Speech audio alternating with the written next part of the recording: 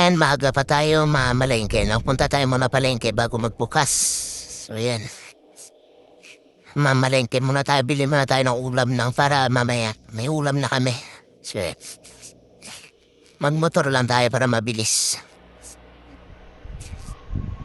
Tanggalin muna natin tong takip ng motor na amoy ihi ng pusa.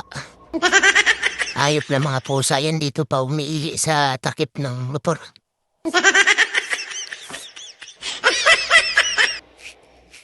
So yan, dito tayo sa palengke. Ang daming isda dito pagpipilian, kaso lang, pera lang kulang, no? Yan ang may iba't ibang ano dyan? Isda. Merong pagi, merong tulingan.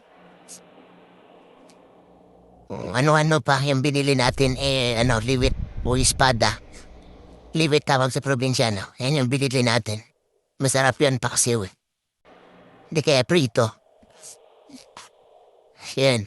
Dami nilang isda. Pera ng kulang talaga. Kasi mahal din yung isda. Bili na tayo namin isang piraso. Para pasya na sa amin tatlo.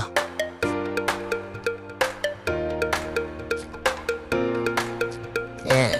Tapos, yan, uwi na tayo. Kasi kabili na tayo.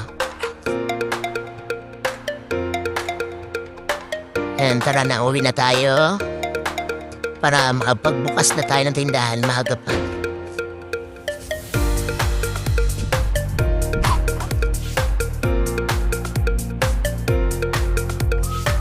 Kaya nga pagdating ko dito sa bahay, ayan, binuksan ko na agad yung tindahan na.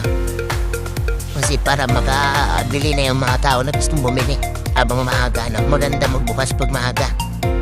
And binuksan na natin yung roll-up. And para habang nagluluto tayo, nagbabantay tayo para mamaya pag-ising nila, misis, may pagkain na sila. Tapos, mamaya na tayo makapagpahinga-hinga, no? So, yan. Thank you for watching. Follow na lang, follow.